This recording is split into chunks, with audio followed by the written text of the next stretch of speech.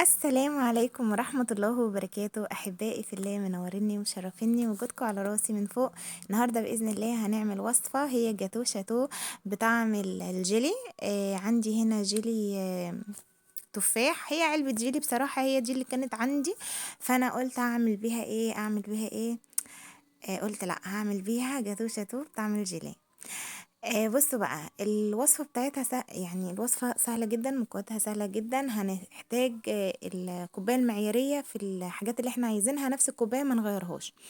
معايا كوباية لبن، زيها كوباية سكر، كوباية ونص دقيق بنفس الكوباية المعيارية. معايا فانيليا، 2 بيضة، كيس بيكنج باودر، نص كوباية من الزيت. هنجيب كده الخلاط وهنبتدي بقى نعمل الوصفة، وهنقول بسم الله. جبت الخلاط بتاعي، هبتدي انزل اول حاجة عليه بكيس الجيلي، وكمان هروح جاية بقى نازلة بكوباية السكر وكوباية اللبن وكمان رشة من الفانيليا. سهل خالص، ما بياخدش منك وقت، على طول على طول. آم، اسرع حاجة ممكن تعمليها بصراحة يعني، واحلى حاجة كمان إنه مش بتاخد سوا في الفرن كتير. يعني بصراحة دي الوصفة دي إن كانت الجاتوشة عموما بكل أنواعه، آه، من الوصفات الرائعة بجد، اللي هي بقى جالك ضيف على فجأة. مثلا حابة تعملي حاجة حلوة وفي وقت بسيط، بتعمليها، مش مكلف خالص. فبصراحة هو حلو جدا، أنا يعني من الوصفات الخفيفة على قلبي اللي أنا بحب أعملها باستمرار. هنا بقى كان اللون عندي اخضر فاتح، فانا حبيت اعزز اللون بصراحة، دي حاجة بقى ترجع لك. فكان عندي لون طعام كده لونه ازرق، بصراحة ما كانش عندي اخضر، فحطيت حاجة بسيطة خالص، ادى اللي هو ما بين الاخضر الغامق او التركواز، يعني بصوا هو او اللبني، والله مش عارفة، هو مش فاهمة له لون اصلا. بس اللون بصراحة كان عاجبني قوي، يعني بصراحة طلع بشكل حلو قوي. جبت هنا بقى الاتنين البيضة، ورحت جاية كسراهم في قلب برضو الخليط دوت، وهروح جاية بعد ما خدت نص كوباية من الخليط وعينتها في التلاجة عشان التزيين. وجيت حطيت برضو الفانيليا، وبعد كده رحت جاية بقى مفضية الخليط ده في قلب البولة ديت، وهبتدي اشتغل بالمضرب اليدوي. هبتدي بقى انزل بكوبايتين، بمعلقتين دقيق، بمعلقتين كده، عشان خاطر ايه، اسهل على نفسي، وفي نفس الوقت العجين بتاع الكيكة ما يكلكعش مني يعني، ويبقى كريمي زي ما انتوا شايفين. جبت صينية هنا فايركس ودهنتها بالسمنة وبدرتها بالدقيق. بس بصراحة انا ما بحبش تسوية الفايركس خالص، يعني انا بحب تسوية الالومنيا، بس المقاس ده انا كنت محتاجاه، فجبتها بقى وقلت امري لله. فجيت هنا، بص تتاكل نية والله، لونها حلو قوي. جيت هنا بقى قلت وهي في الفرن، طبعا دخلت على درجة حرارة 180، فرن مسبق تسخينه قبل كده. وضربت الكريمة في الوقت البدل ضايع دوت، اللي هي وهي في قلب الفرن يعني وكده. هنا بقى كانت طلعت من الفرن زي ما انتوا شايفين، فهبتدي ان انا يعني سبتها هديت سنة، بس بصراحة ما كانتش سخنت، يعني ما كانتش بردت. هبتدي بقى ان انا اقطعها، لاني بصراحة كنت مستعجلة، كنت في اليوم ده صايمة.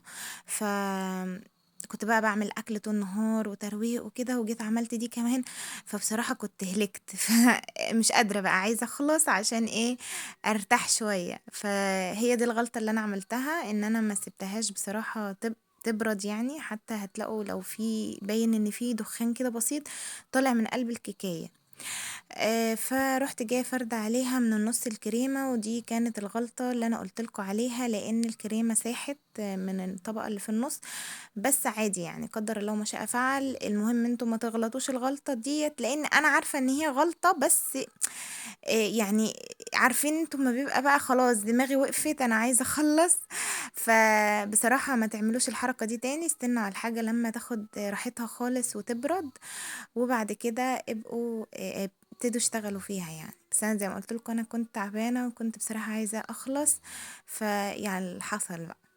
وكمان نوع الكريمه ده كمان ما كانش عاجبني بصراحه، كنتوا تحسوا كده ان هو زي ما يكون فيه مطة كده، زي ما يكون فيه جيلاتين، مش عارفة بصراحة، بس انا مرتحتلوش. فالله يسامح بقى يعني الناس اللي بقت بتغش في الحاجات اللي زي كده بسبب غلاء الاسعار. الناس بصراحة كمان بقت بتغش، فربنا يا رب يسترها علينا كلنا بقى ويعدي الموجة اللي احنا فيها دي على خير. المهم نرجع بقى لموضوعنا. كده انا كنت خلاص يعني جلستها بالكريمة، وهروح جاية بقى حاطة عليها الخليط بتاع الجيلي ده لو قفش منك في التلاجة، لان ده جيلي وانتوا عارفين ان الجيلي بيمسك يعني. جيبي المج اللي انتي حاطة فيه دوت وحطيه في شوية مية سخنة وقلبيه، هتلاقيه فك معاكي وبقى زي الفل. هتروحي بقى نازلة بالمنظر دوت على الكريمة اللي انت عاملاها على الطبقة بتاعة الوش.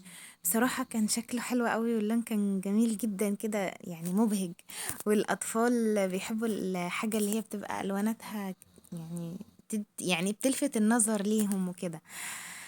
وطعمها بصراحة برضو كان تحفة بجد، فجربوها والله مش هتندموا. الحاجات دي بتبقى حلوة قوي قوي في البيت، لو انت هتشتري حاجة من زي كده برا هي هتدفعي فيها فلوس كتير جدا، فعلى ايه يعني انت تعملي في بيتك حاجتك ضمناها، نظافتك في بيتك ضمناها.